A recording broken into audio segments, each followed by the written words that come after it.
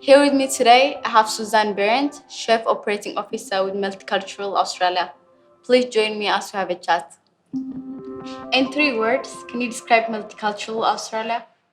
It's a vibrant, it's a very passionate environment, and sometimes we get very, very busy, I have to say.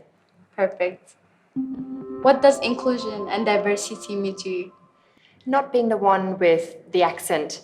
And let me explain that to you a little bit more. So very early on, when in my time at Multicultural, when I started, a staff member explained to me why she was so happy to work here. She explained that English was not her first language, and that she had worked in the past in an industry where, as a non-native English speaker, she really stood out. So when people were referring to her and they didn't know her name or weren't sure about who she was, they would often say, "What is that lady with that accent's name again?" And she felt really singled out by that. So when she came to Multicultural Australia, she all realized very quickly that we all have accents and she's not the only one. So now finally she has found her family and her home, and she isn't that lady with the accent anymore. Awesome. You have recently joined Multicultural Australia in your role as Chef Operating Officer. What are your initial impression of the organization and the work we do? Multicultural Australia is a very happy place, and our staff definitely live and breathe our mission to create welcome. Not only welcome to our organization, but of course to our country and to our communities. Every day I see our staff go far and beyond of what I've expected of them, and in supporting our clients.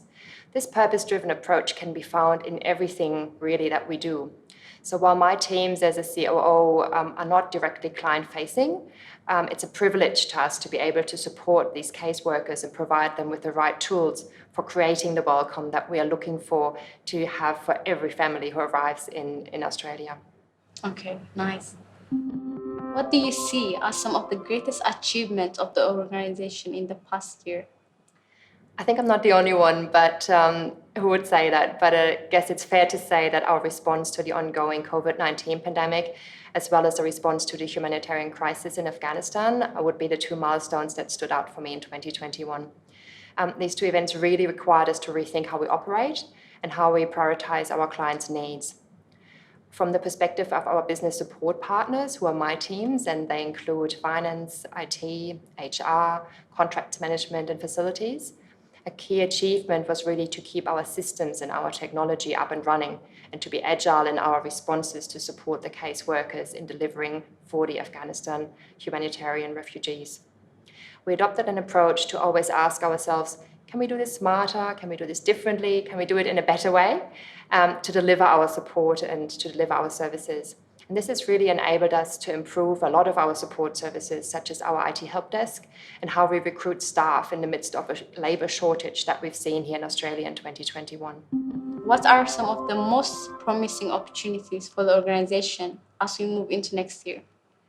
2022 is very new and exciting on the one hand, but I still feel it's a bit same in regards to what we've seen with the COVID pandemic over the last 2 years. So COVID is here and staying. So it keeps adapting and evolving, and so will have our response to COVID keep on adapting and evolving. We have developed a very new and exciting IT strategy at the end of last year, and we were really focused on consolidating our systems, but also increasing the integration, the level of integration of our systems. I always say to team members, you have to talk to each other and talk to people across teams to deliver the best service, but so do our IT systems. In the people and culture space, we would like to refocus on learning and development, look after our staff well-being. We want to integrate our cultural support workers and our volunteers more, especially as they are such important advocates for us and our clients. We're also always looking for opportunities to expand and diversify the range of our services, and are waiting for the outcome of 2 large tenders for which we put in at the end of 2021. So if the outcome of those tenders is positive, we will be seeing a lot of growth in Queensland for Multicultural Australia in 2022. Thank you, Susanne. It was lovely to meet you. Thank you.